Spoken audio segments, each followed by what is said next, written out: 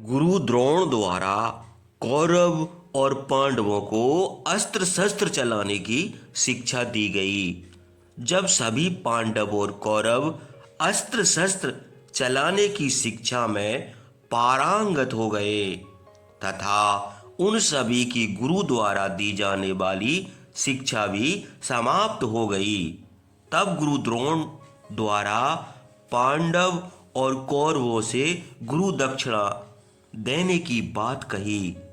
तब गुरु द्रोण द्वारा कौरव और पांडवों से गुरु दक्षिणा में क्या मांगा था? क्या पांडव और कौरव गुरु द्रोण द्वारा मांगी गई गुरु दक्षिणा की वस्तु को ला कर देते हैं या नहीं? तो आइए जानते हैं गुरु द्रोण ने पांडव और कौरवों से गुरु दक्षिणा में क्या मांगा था। तो वीडियो को अंत तक पूरा जरूर देखिए।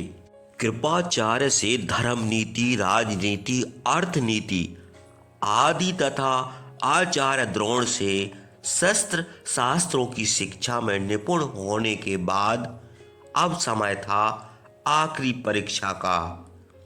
राजभवन के बड़े प्रांगण में राजकुमारों के लिए प्रतियोगिता का आयोजन किया गया।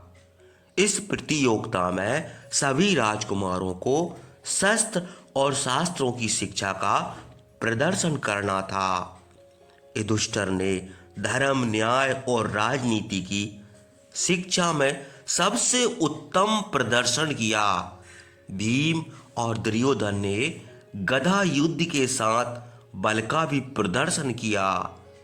ईर्ष्यालु स्वभाव के कारण दुर्योधन ने प्रतियोगिता के नियमों का उल्लंघन करते हुए भीम पर गदा से प्रहार कर दिया।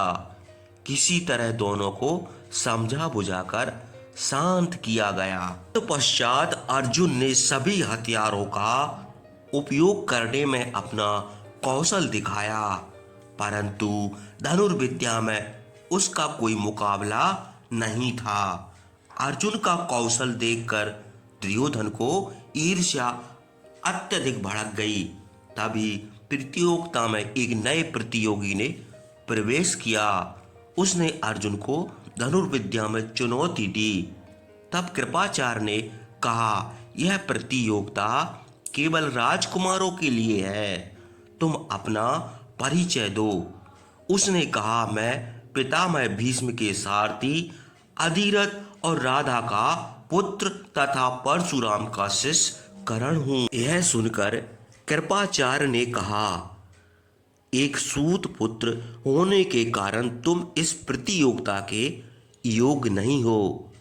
यह सुनकर दुर्योधन वहां आया और कर्ण को अंग देश का राजा घोषित करते हुए कहा, यह मेरा अभिमन्यु मित्र अंगराज कर्ण है। अब यह इस प्रतियोगिता में शामिल हो सकता है। इसके पश्चात सबकी सहमति से कर्ण और अर्जुन में मुकाबला होने लगा। दोनों ही टक्कर के योद्धा थे, कोई एक दूसरे से कम नहीं था।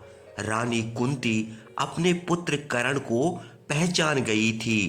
दोनों भाइयों अर्जुन और कर्ण में मुकाबला होते देखकर वे बेहोश हो गईं। जब सभी युवराज प्रतियोगिता में उत्तीर्ण हो गए तो आचार्य द्रोण ने उनसे गुरु दक्षिणा स्वरूप अपने पुराने मित्र दुश्मन राजा द्रुपद को पकड़कर अपने चरणों में लाने के लिए कहा।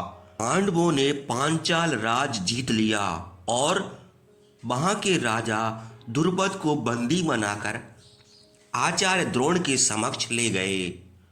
द्रोणाचार्य ने द्रुपद का आधा राज्य लेकर अपने अपमान का बदला ले लिया। इससे द्रुपद क्रोधित हुए। इधर पूरे राज्य में पांडवों के अच्छे गुण, साहस और शक्ति की चर्चा होने लगी। सत्यवादी युधिष्ठिर राजा पांडु के सबसे बड़े पुत्र थे, इसलिए उन्हें युवराज घोषित किया गया। यह सुनकर धृतराष्ट्र दुखी हुए। दुर्योधन ही राज का उत्तराधिकारी बने, ऐसा सपना उन्होंने संजो रखा था। तो मित्रों, अब आप जान गए होंगे कि गुरु द्रोण ने पांडव और कौरव से गुरु दक्षिणा में क्या मांगा था।